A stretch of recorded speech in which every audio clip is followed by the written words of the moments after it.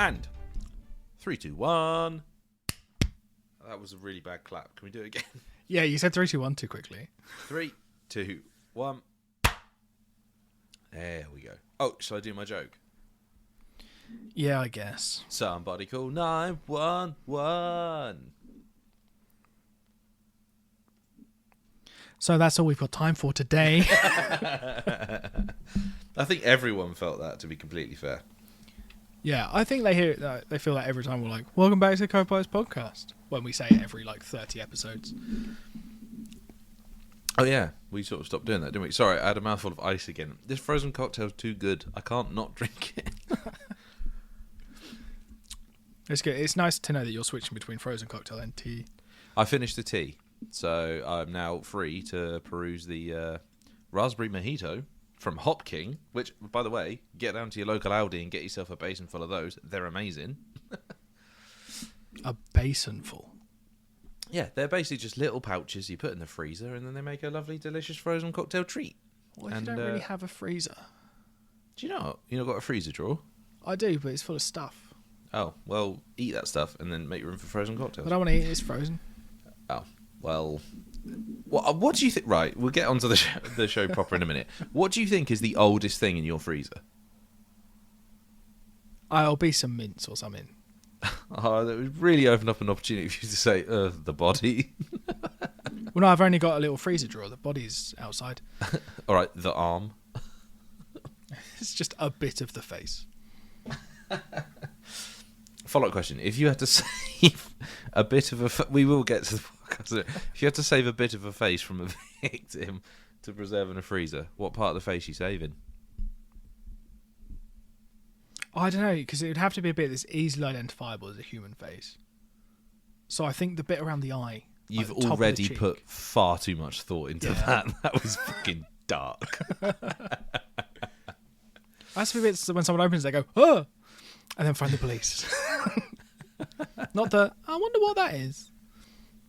And speaking of phoning the emergency services, 911, as I alluded to, and Third Watch. Which one are we going to start with today? I don't know.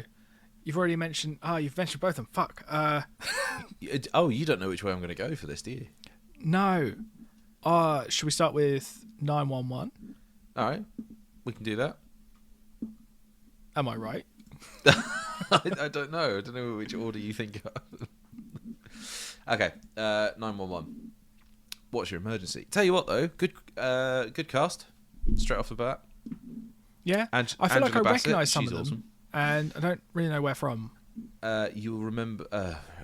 So Ryan Murphy and Brad Falchuk are the guys behind this. They made American Horror Story, which is where one of the people comes from. Is it Connie Britton? Yeah. She was in the first series of American Horror Story, which I think we've done, haven't we, on a podcast? Did we? Yeah. I'm sure we did. Many. A long time ago now. Donkeys years ago. I recognise her. I recognised Angela Bassett, obviously, because she's amazing. And actually, I think that's it for people I recognised.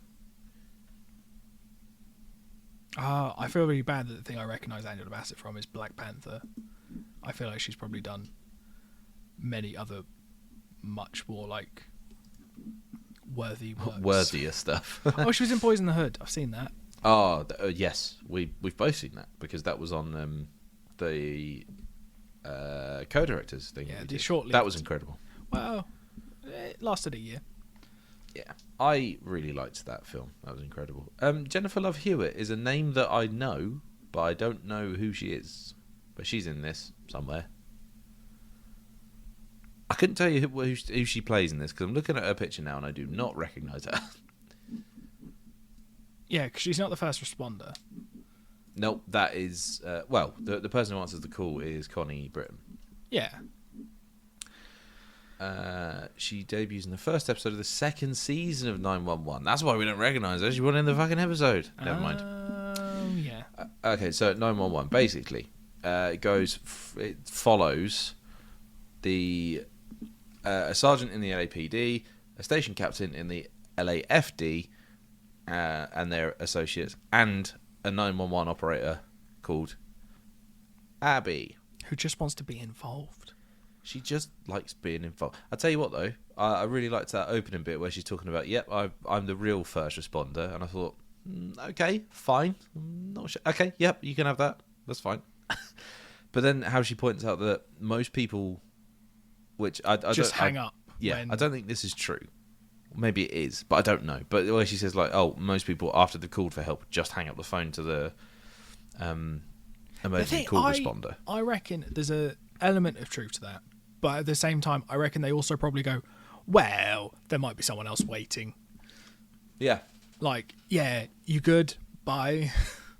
That was something that I was immediately going to point out in, I think, both of these shows, is that when the alarm is raised and they have to get to the vehicles, this is the fire department mainly I'm talking about, I do feel like they sort of meander a bit. Like, they could respond a bit quicker, but they're always like finishing a conversation or like finishing their joke or something before they get in the fire truck. Like, I've got to get the exposition out. Get in there. So, they are not real firemen, they are actors.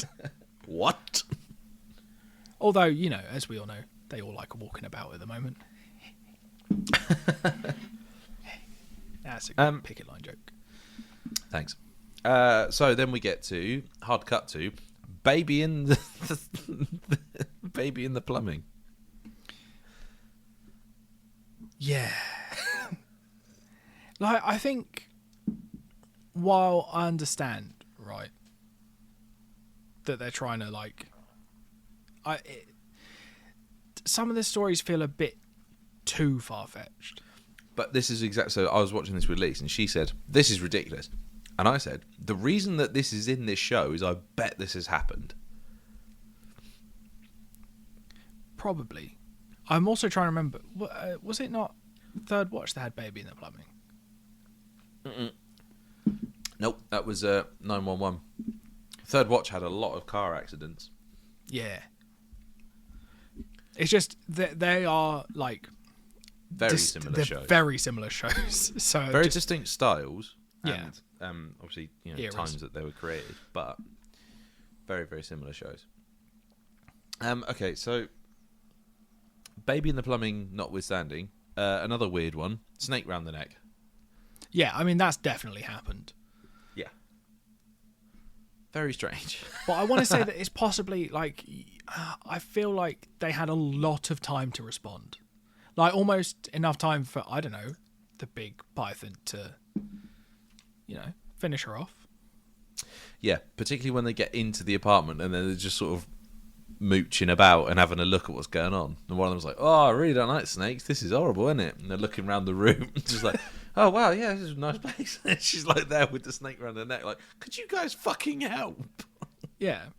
And I mean, so I'm not going to pretend to know a lot about snakes, but I think beheading a snake is maybe overkill. I don't know if... Well, I don't know. I'm not... It's like, yeah, I don't really know how else I would handle that. But then, presumably, the fire department haven't had a huge amount of training with snake handling.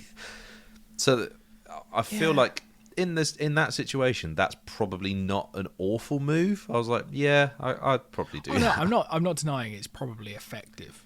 It's just a shame because it was a really pretty snake. It was massive as well. Yeah, because I was, I think somehow weirdly unrelated, I was listening to, I think it was clips of a podcast of people talking about nearly snakes. But there was someone in a jungle who unwrapped his friend from like a boa constrictor. So it was like, it's doable. Right, yes, but not when you've got what's his chops? Is it Buckley who's the sex addict? Right, self-proclaimed sex addict. Just all round sort of wrong. Sorry, I've just pulled my earphones out. So bear with me a second. I'll do my best. I'll just keep waffling about nothing until you plug them back in. As you were, I can hear you again. That's good. I've said nothing of substance. Okay, good. I don't understand how the instant he gets back from shagging somebody in the fire truck, I don't understand how that's like, "Oh, this is your first warning." I do not understand how that's not, "Get the fuck out of this station right now." Yeah, no, I would expect that to be instant dismissal, but someone needs a redemption arc in the first episode. Yeah, and for this one, it's him. Yeah. Where else do we go from here? What other crazy shit do we have? Oh, the home weird invasion. burglary home invasion thing. Yeah, not that weird. I think it's just a normal burglary. I did enjoy that sequence. I thought they sort of built the tension quite well and like solved the problem in quite a satisfying way. Apart from the weird turn that our friend Connie Britton, what's her character's name, Abby, does by going, right, I know where everything's coming, I can give you an escape route. I don't feel like anyone would believe that. So the way that he goes along with it, I did find that a bit odd. Yeah, but he was a moron in Breaking Bad, and he's a moron here too. Wait, he was in Breaking Bad? Who was he? He was one of Jesse's dealers. You know, Not Skinny Pete. Was he? No, I think it was. Yeah. You're joking. I did not recognise him if that was him. Yeah, it's him. I think he's just older now. Oh, fucking hell. Fair play. Ah, well, that's cool. I didn't realise that was him. Yeah. He was a fucking moron in that. So, I didn't hate this. I didn't love it. It was entertaining while it was on, but I have zero desire to keep watching it. Yeah. Because also, if you notice, the only things we've really spoken about are the emergencies. We haven't really spoken about like all of their like personal stuff. Because in my head, what I wanted going into this was like, just show me the stuff that they're doing. For me, the personal lives I'm not that interested. The one set of characters that I was interested in their sort of background story was Athena and her husband, who tells his kids he's gay. That dynamic I'm interested in. Beyond that, I don't give a fuck about any of them. Yeah, I think that's sort of Yeah, I wasn't even really that interested in that because it felt kind of, I don't know, forced so that they'd have, I don't know, it sort of felt like box ticking. Well, they had all these like really sort of, a lot of the other people you see are really hyper masculine. They're like, well, we need and gay. And gay. Yeah. Fair enough. But like it was, yeah, fine. I think to get a similar experience to this, I'd just watch. I think it's The Call with Halle Berry in it, and that's about an hour and a half of the same sort of thing, but it's one call. That's why it's called The Call. Singular. I remember you talking about this, yeah, because at the same time there was like weirdly, there's a film called, I think it is called The Call with Tilda Swinton, where you just hear her half of a phone call. And then there was that Jake Gyllenhaal movie from a couple of years ago called The Guilt or The Guilty or something, where he's a first responder and the camera doesn't leave his office right up until the end of the film, and even then I was like, I wish you hadn't done that. Have you seen that one? It's on Netflix. No, I haven't. It's decent. It's really good, actually. I enjoyed it. Yeah, but that kind of thing. And also, like, mainly, I don't believe that's what their, like, control room looks like. It's too clean. All of their computers are doing weird over-the-top zooms on, like, Street View, and it's like, no, why? You would just be using Street View. Yeah, but you got to make it look cool. Yeah, but I think that's just my, like, innate, like, software developer person just being like, why would you waste all that money Yeah. to do something that Google already does? So, do you know how old Angela Bassett was making that pilot? No, is it going to be something stupid like 60 or something? She would have been 59 when that was released. So yeah, I was pretty fucking close. That is pretty close. Like, that's ridiculous, isn't it? She doesn't look 60 at all. No, not at all. Well, her character's like 37, I think, or something like that. Was that said? Was it? I don't know. Her husband thing snapped back on like she made some comment. And he was like, "Yeah, well, you wanted kids at like you were 37 and single," and I was just like, "That's unnecessary." Yeah. But yeah, I think I'd be tempted to watch more of it. But I was reading about the spin-off Lone Star, and that sounds more interesting. Also, it has Liv Tyler in it, and I think that's cool. So I'm guessing, is that Texas? Is Yeah. that set? Okay. Oh, there's Reno 911 as well. Which, actually, I don't think has anything to do with it. Okay. Yeah, the thing I think Oh, Rob Lowe's in it. Okay. I would be more interested in somewhere that wasn't LA. How about New York? Oh, I could go for New York. Well, then let's move on, shall What about, we? should we say late 90s? 4-3 resolution ratio? Right, so that ratio, I've been catching up with Twin Peaks, and that is only shown in 4:3 as well, and I'm very, very fine with that. So that, it was like I barely even noticed it because I've been so used to it the past few days. Yeah. And a little bit of Fatboy Slim. Oh, a little bit. It's all through it. Jesus Christ. Tell me what you think about Third Watch. I actually really liked it. Oh yeah, because we have someone to thank for suggesting this to us. Somebody you know said, "Oh, you should talk about this show." Yes. And thank you, Dale. It was a good recommendation. I enjoyed it. I don't know if you did. Dale, I suspect you do a lot of cocaine.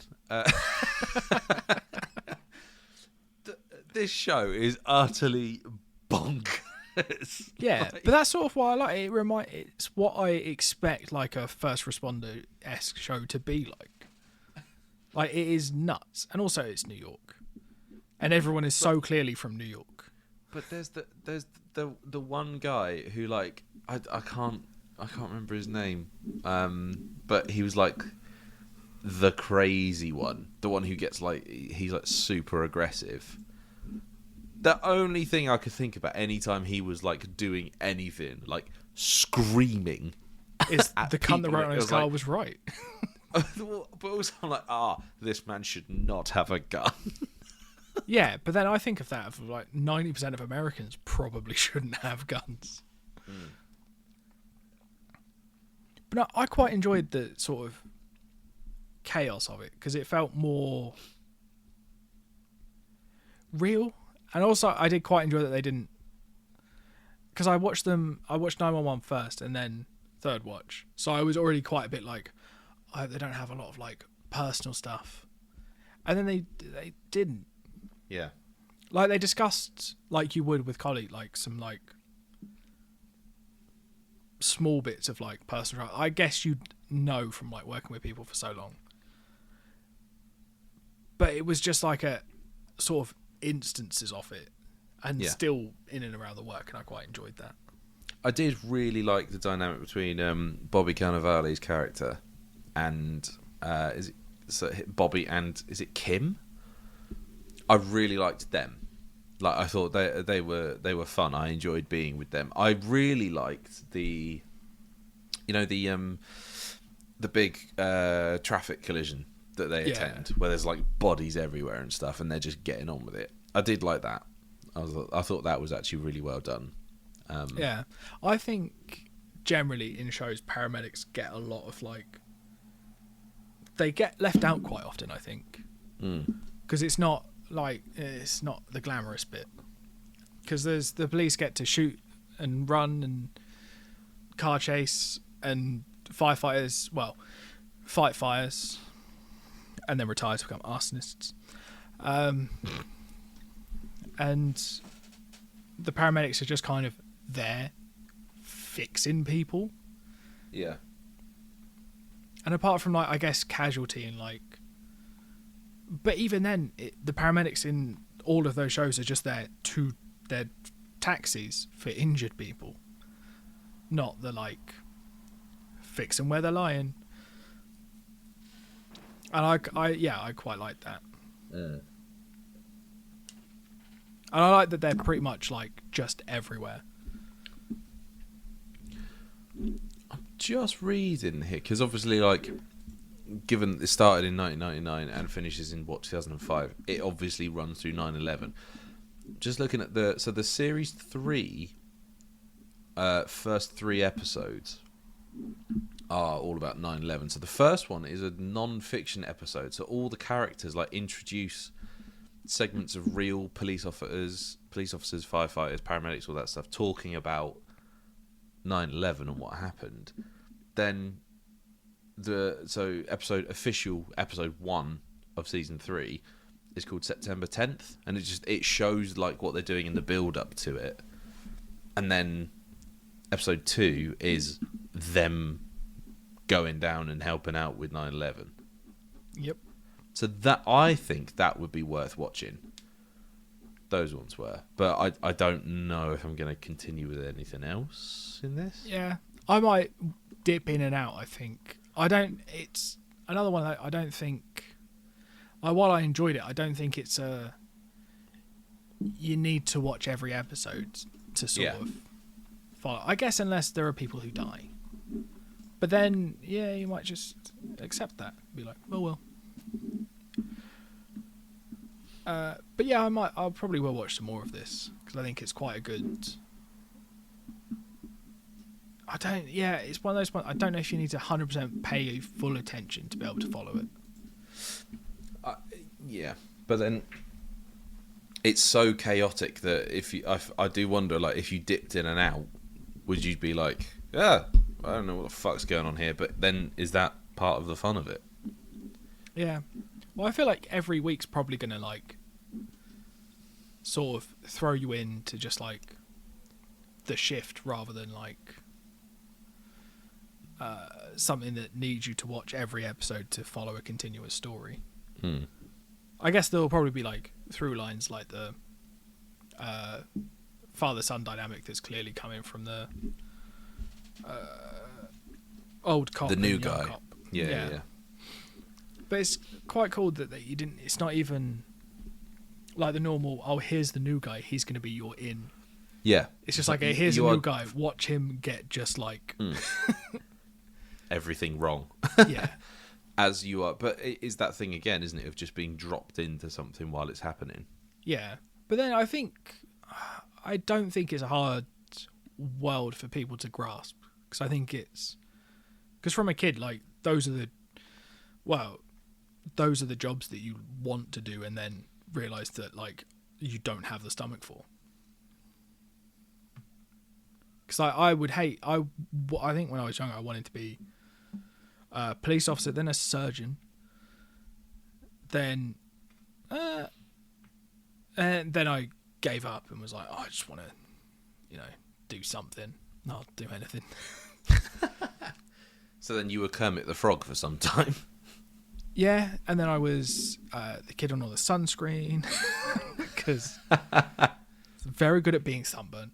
Oh, I was actually more an advert for After Sun than sun cream, I think. But I think they're all the jobs that are not easy to do, but easy to recognise and understand. So you don't need someone to explain, this is what a fireman does. Yeah. Or like, this is what a policeman does.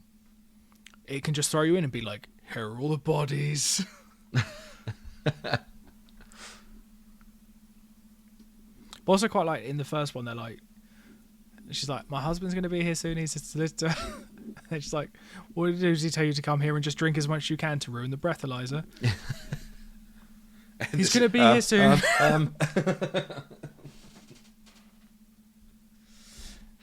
Yeah, like I can completely see with your 1999 head on, I could see why this would be compelling. Like why this would be like, oh shit, this is really, really good because it's so frenetic and all over the place. And like I said, I've been watching like Twin Peaks, which was, airing in not quite similar times, but like 90s sort of TV, and X-Files and that. And there is definitely a stillness with the two of them. Like they really take their time telling a story. I know Twin Peaks is almost its own thing, but just because it's sort of, a similar sort of time frame. Because it's the right aspect ratio. Yeah, pretty much. And then X-Files is the same. Like I think it's as we watch older stuff, it's very apparent to me that our attention spans are getting really, really short. So you don't have as long to tell a story as you do. Like a 45-minute TV show in 1999 it doesn't feel the same as a 45-minute TV show in 2023. So I can see why this would stand out a lot against some of that other stuff. Yeah, and that's the thing, because while we call ourselves pilots, and I don't think these are even gonna. Whereas now I think episode 1s are generally, especially with streaming services, they are the pilot. Or I don't even know if they do pilots for streaming services, because they must just read a script and go, "Here's a fuck ton of money. We're releasing it on day one." Maybe if a pilot is made, it's not released as an episode. It's like, here's just a tester for it. So it literally is like, here we are. Look, we've shot this on a super low budget. Like, it's a lower res version of the thing we want to go and make. This is vaguely what it's going to look like. Whereas I think, can we have some money, please? Generally, because studios had already spent money on pilots, they tend to release they used to release them as episode 1s. Yeah. To be like, well, we've made it, we like it, get out at 9 o'clock. But so I wonder if maybe it does calm down after that episode. Or if they just continue to do a ton of cocaine at a time. They're going to have big nostrils. But yeah, I think I'll probably watch more of this, and I might have a look at Lone Star for 911, but I'm probably not going to watch any more of that. Yeah. I think this is another double for not carrying on watching stuff for me, unfortunately. I did enjoy both of them, but not enough to carry on with them, I don't think. Yeah, I think, we'll probably more likely to watch more of the third watch, because it's not in LA. I think I'm bored of LA as a setting. Yeah, I know what you mean. I think New York has more character anyway. I've only been to one of them, and I loved New York, so... Man. That's enough for me. You can get a slice of pizza for $1, and it's decent pizza. I want to go back to New York, or a Spider-Man tattoo, as I did. Yeah, it's not quite as big as my Thistle tattoo, but yeah, I didn't have to go as far for it, so I think that's a win-win. The next episode we're doing, I've seen these shows floating about recently. The Drowning. The Missing and The Drowning, which is ironic because the week after we're doing See and Keep Breathing, which is how you resolve both of those problems. Yeah. Yeah, The Missing and The Drowning. Are either of those foreign shows? They might be American/British remakes of foreign shows, but I'm not sure. I don't think so. Okay, so The Missing is British. James Nesbitt. We haven't. Or is it the guy that looks like James Nesbitt? It's definitely just James Nesbitt. And then The Drowning. There's several shows called The Drowning, so we need to decide which one it actually is. Okay. Yeah, that'll be fun. That'll be an adventure. I'm imagining. The Missing. Oh my god. I've just realised I know how. Yes, this is why I was thinking. It starts. Yeah, so so The Missing is about a little lad who goes missing while on holiday in France, and I've just remembered that they did this on Gogglebox, and I know how the first series ends, and I know where the boy is. So. Oh, is that The Missing? I've already seen that. Oh, good. Right. Well, never mind. No, it's good. We'll still watch it because I think I put it on because I'm pretty sure I knew you hadn't seen it. And I think it's really good. The trouble is, I do know how it ends, so that would be interesting. Well, it's a shame that you've remembered that. I don't often remember stuff, so.